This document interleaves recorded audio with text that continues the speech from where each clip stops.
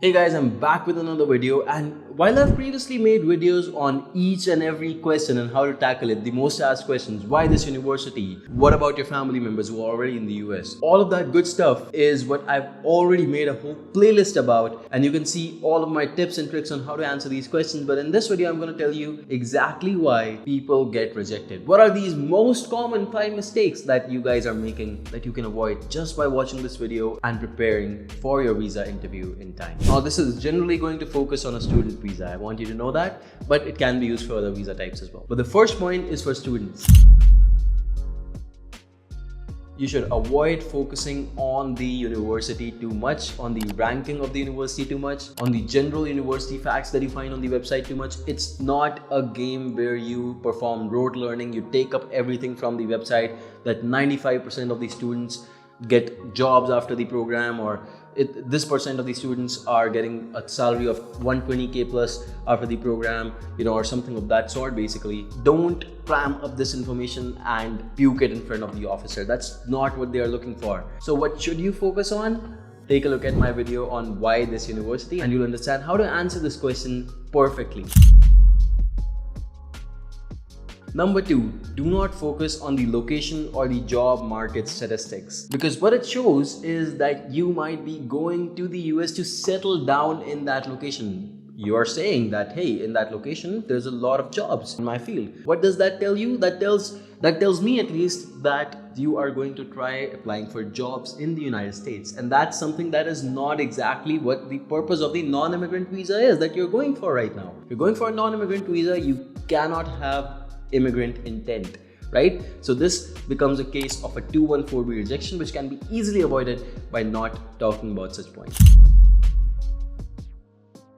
Point number 3 is to divulge too much information when it is not even required. Remember to be concise and answer to the point. If it is not asked from you why your cousin is studying in the same university, you do not go ahead and start explaining that. If they just asked if any relatives are present at in so place or in the country, in the US, you mention that. You mention to the point. You don't go ahead and explain more until you are asked. I know in certain cases you would really want to clarify, but it's important to be concise and answer to the point. If the officer wishes to know about some information, then you give them that information.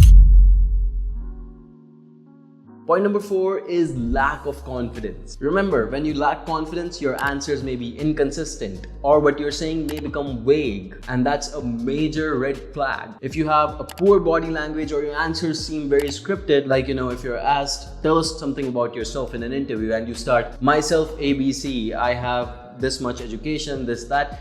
It's very scripted. Everyone knows it's scripted. Just like that, similarly, visa officers are trained to see when you are answering scripted answers. In fact, even we can see that in a lot of cases, just being consultants.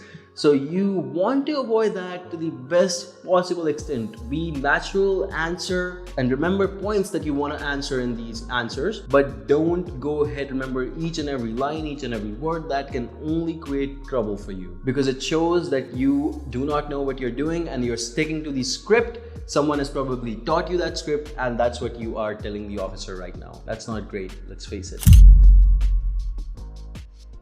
Number 5 is insufficient preparation. So like I said, if you don't know details about where you're going, what you're doing, essentially, if you're going to a school, you don't know the address of the school, you don't know the location of the school, it can be a potential issue. You don't know the program, you don't know your plans after graduation, you're open to working in the US, you've already given away your chance at the visa. So avoid making these 5 mistakes. And if you're not sure about what you're doing, because a negative mark essentially on your profile is very hard to overcome once you get a rejection. Hence, make sure you take up a mock interview session with us, and we can actually train you and ensure that your answers are perfect and you're not making any of these mistakes and some other common mistakes out there that other students are also making nowadays. I hope this helps. Sign up on YMGrad.com to get a lot of information about visas and openings and other students who are taking the interviews, and we look forward to seeing you in the next one. Thank you so much, and goodbye. Take care.